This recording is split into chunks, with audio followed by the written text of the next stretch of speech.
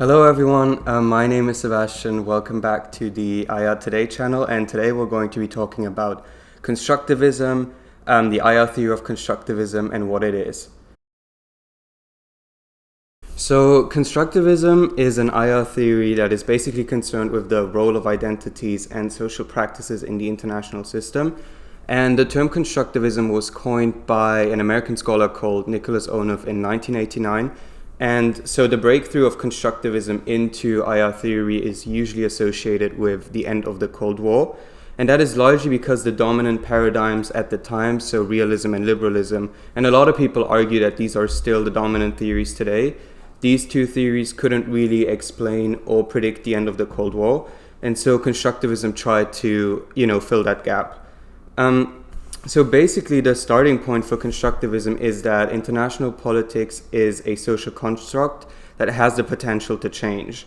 So constructivists argue that there is nothing sort of natural or given in social practices.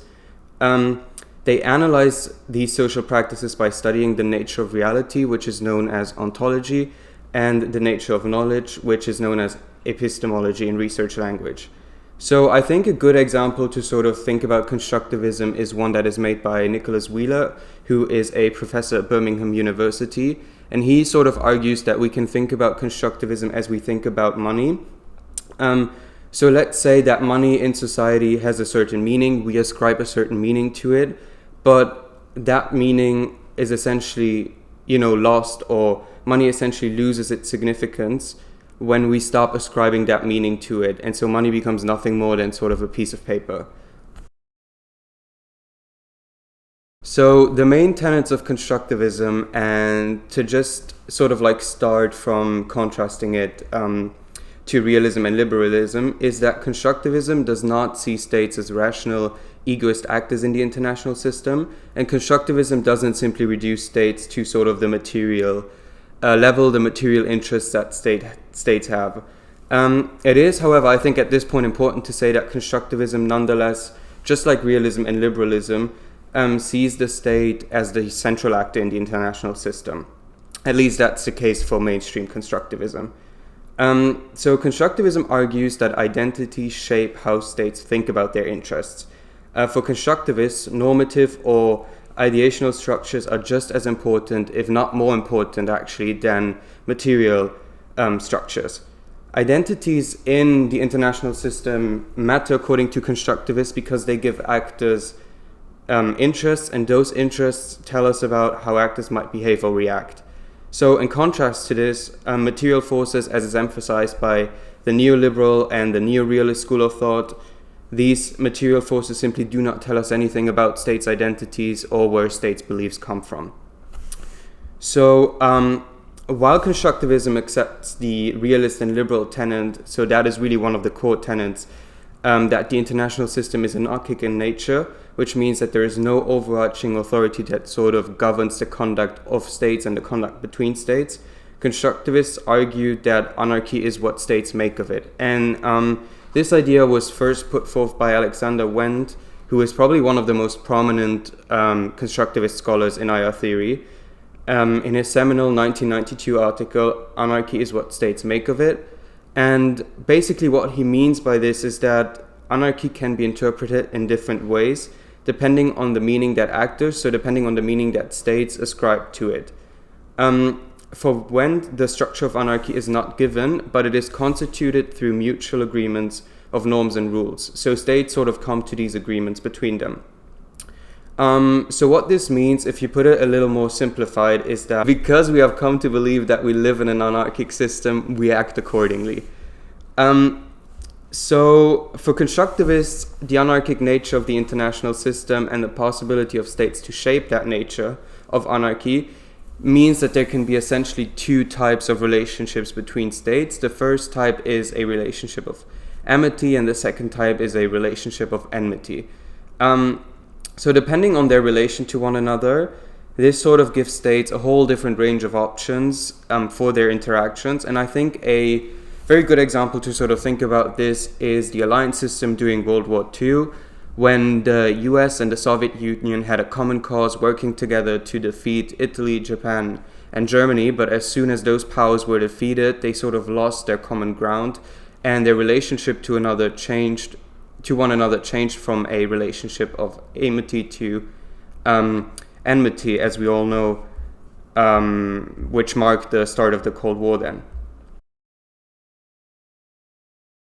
Within constructivism, there are essentially two main branches. There is conventional constructivism, and then there is critical constructivism. And I'll sort of just try to explain these two separately. So, conventional constructivists basically ask what type questions. So this means that, for instance, one such question would be, what causes an actor, meaning a state in the international system, to act in a certain way? Conventional constructivists tend to accept key aspects of neo-realist thinking, such as the centrality of the state in IR, as we've talked about already. Conventional constructivists also assume, for example, that states in the international system act according to their identity, and that it is possible to predict their actions and their behavior by looking at that identity. Also, when a state's identity changes, conventional constructivists investigate what factors cause this change in identity. So then, on the other hand, we have critical constructivism. And critical constructivists ask how-type questions, such as how do actors come to believe in a certain identity? So contrary to conventional constructivists, they are not very interested in the effect that a certain identity has on states' behavior.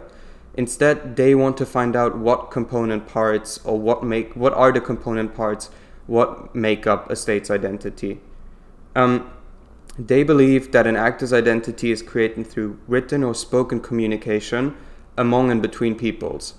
So critical constructivists are often said to be inspired by philosophers like Jacques Derrida or Michel Foucault, and they sort of look at what makes up a state's identity by questioning language, discourse, and the reality of meaning. And just as a last sort of contrasting point to conventional constructivists, critical constructivists are generally a lot more cautious about, or they're a lot more cautious with regards to truth claims and power relations.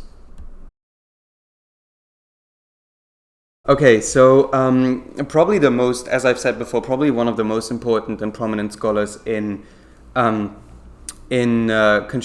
in the constructivist school of thought, is Alexander Wendt, and he probably also provides one of the best examples for how we can think of constructivism in real life and day-to-day politics.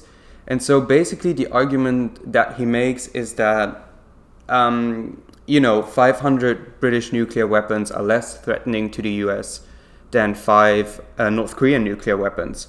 And so Wendt argues that these identifications are not so much caused by the nuclear weapons themselves, so they are not so much caused by the material structure itself, but rather by the meaning that is given to nuclear weapons. So what he means by this is that, depending on the relationship that the US has to either the United Kingdom, which in this case is one of amity, and then to North Korea, which in this case is one of enmity, the United States reacts differently to material capabilities of those countries by assigning a different meaning to it, even if there are vast differences in those material capabilities.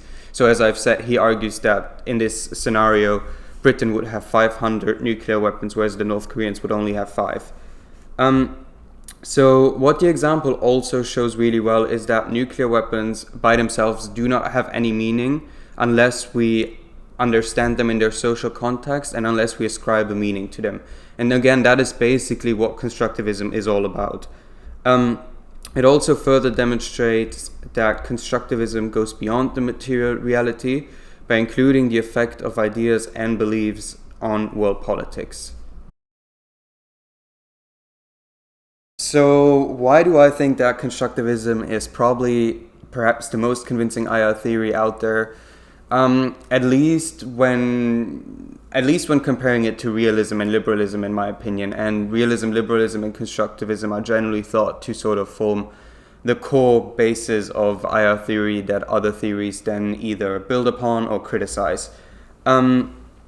I'm certainly convinced that, constructivism is important because it provides a different lens of analysis on international affairs and the interaction between states that realism and liberalism simply cannot provide. So I've talked about, explaining the end of the Cold War, which constructivism did much more convincingly than realism or liberalism. I probably think that, when you think about constructivism and when you're studying constructivism, I would say that the most important key takeaway about the theory is that it contributes immensely to our understanding of international relations because constructivists offer alternative explanations and insights for events that are occurring in the social world. So I think it is important to think about IR theory not just sort of as it being very abstract, which it certainly is, but constructivism tries to, show that interaction between states can actually better be explained by looking at their social interactions rather than just looking at it from a very sort of abstract point of view. So constructivism, as we've talked about, shows that it is not only the distribution of material power, wealth, and geographical conditions that can explain state behavior, but it is also very much about ideas, identities, and norms.